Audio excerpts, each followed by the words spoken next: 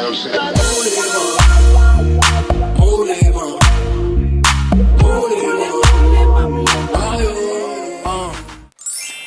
les cookies, j'espère que vous allez bien. Nous voilà de retour pour une nouvelle vidéo. T'es en train de préparer vos fêtes.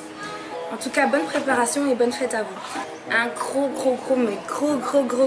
merci pour vos abonnements et pour ceux qui me sont fidèles. Si je continue encore aujourd'hui à faire des vidéos, ben c'est grâce à vous. Et je vous love. Franchement, merci beaucoup. Alors si ce n'est pas encore fait, toi qui regardes ma chaîne, abonne-toi et clique sur la petite cloche pour pouvoir être averti de mes prochaines vidéos. Aujourd'hui, ce sera une story time. Donc ma première story time, on va essayer pour voir un petit peu aussi si ça vous intéresse en tout cas. Donc je vais commencer ça tout de suite. Excusez s'il vous plaît, excusez hein. J'ai un peu mal à la gorge, excusez-moi. En tout cas, je vous explique. J'avais une meilleure amie avec qui on était comme des jumelles. Elle était plutôt blanche. Moi je suis black, voilà. Mais on était comme les deux doigts de la main. Les deux ou les 5 doigts de la main plutôt. On faisait les 400 coups ensemble.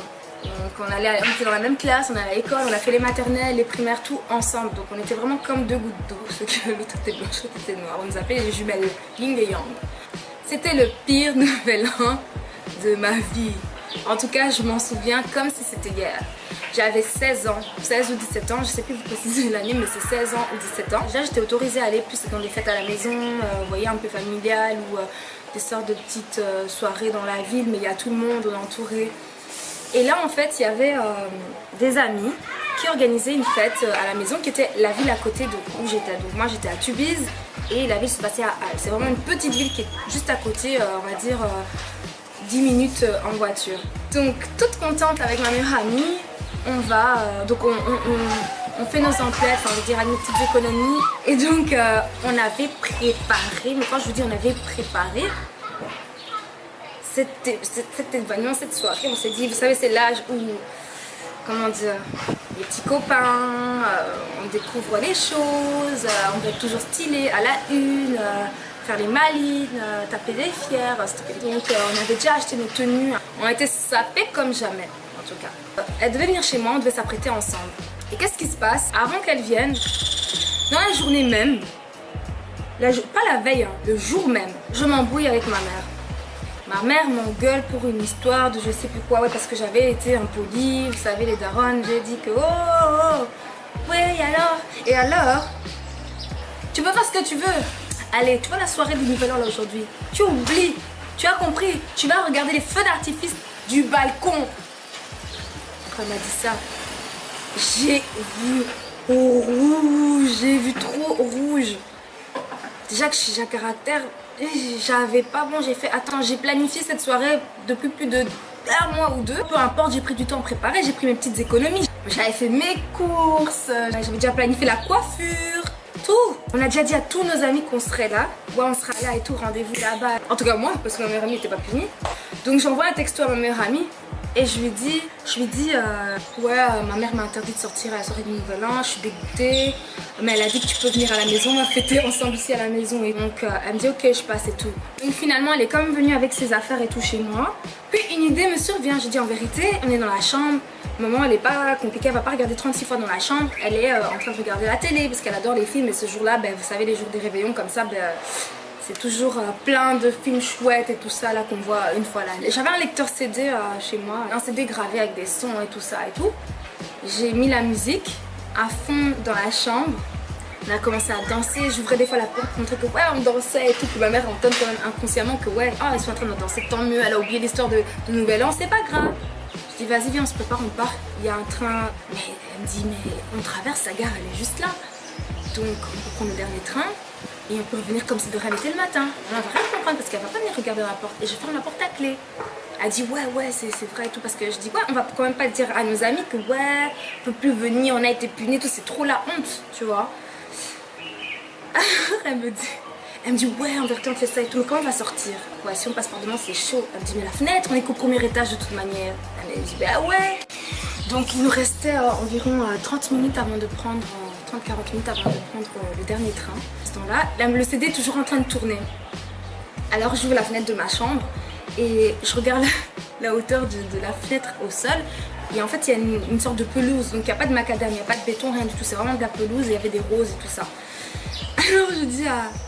Il y a ma meilleure amie qui veut sauter en premier. Je dis non, attends, moi d'abord. Elle était plus grande que moi en taille. Et donc je me dis, bon, dans les films, je sais que quand on se met, ce serait bête que si je me mets accroupie sur la fenêtre et que je saute, je risque de me péter les jambes, ou la tête, ou les dents, ou tout ce que vous voulez. Alors je me dis, non, techniquement, je commence à faire la mathématicienne. Je me dis, si je me tourne, je m'accroche à la fenêtre et je me laisse pendre. J'étais forte en gym à cette époque, vous voyez. Alors je me dis, la distance entre mes pieds et le sol sera petite. Donc je me lance. Je dis, ok, j'y vais. Elle me dit, le temps est en train de passer, le dernier train va passer. Donc je me pends à la fenêtre, je me jette. Et il restait que ma meilleure amie. Le CD continuait toujours à tourner et je voyais au niveau du balcon qu'il y avait la lumière dans le salon, que ma mère était toujours devant la télé. Je dis, vas-y, dépêche-toi, vas-y, descends. Vas-y, attends. Ma cousine, ma meilleure amie était là. Oui, attends, mais comment t'as fait? Mais tourne-toi quand t'as les films et tout, tu te laisses pendre et tout, puis là. Je sais pas ce qu'elle a voulu faire, mais elle a sauté comme un dindon. Elle est fouine. Bref, heureusement c'est pas fait mal, mais elle est quand même mal tombée. Mais ça va. Là, on a tapé une pointe jusqu'à la gare. Pour vous dire, il y avait des poteaux en métal. On a pris une pièce, on a écrit, on a gravé la date et nos initiales pour dire non, ce qu'on est en train de faire. En fait, on commençait seulement à réaliser, mais pas encore dit on part. Ah, mais de toute façon, on sera là de retour, ils vont rien remarquer. Waouh! On prend le train, on arrive donc à la gare du Midi. Ce jour-là, tous les transports en commun étaient gratuits, comme d'habitude métro, tout ça. Donc on prend le métro, tout ça. Il dit ouais, on m'a dit qu'il y a une soirée là-bas, une sorte de boîte façon en ville près de la Grande Place. Donc c'est là où il y a tous les touristes à Bruxelles. Et il me dit venez et tout, il y aura tout le monde et tout. Et en plus, comme par hasard, il y avait des autres potes. En fait, tous ceux qui disaient qu'ils allaient être à Halle, donc à la première soirée, eh ben, ils n'étaient pas là-bas, ils étaient à l'endroit là-bas. Et on ne savait pas. Donc on voit et tout, on arrive et tout. Les coups de minuit avaient déjà sonné. Donc c'était déjà le réveillon et tout ça. Et je pense que c'est à ce moment-là que ma mère réalise.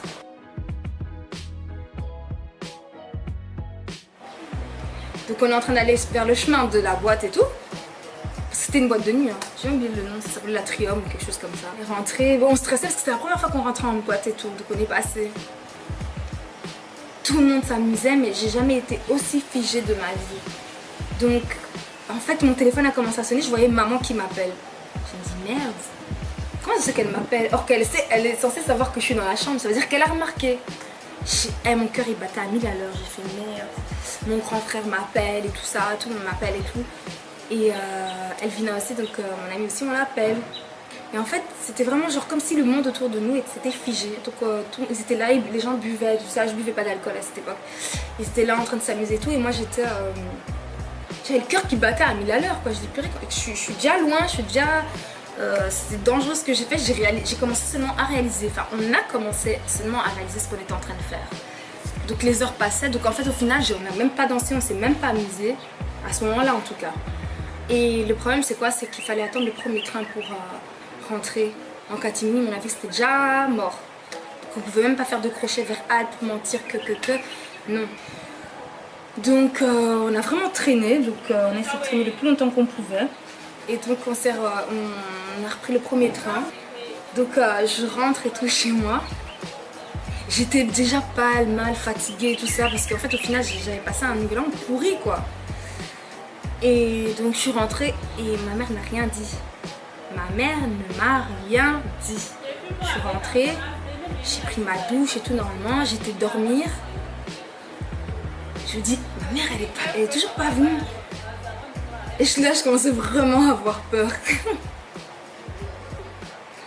Puis en début de soirée j'entends Tiffany. Oui. Tiffany. Oui.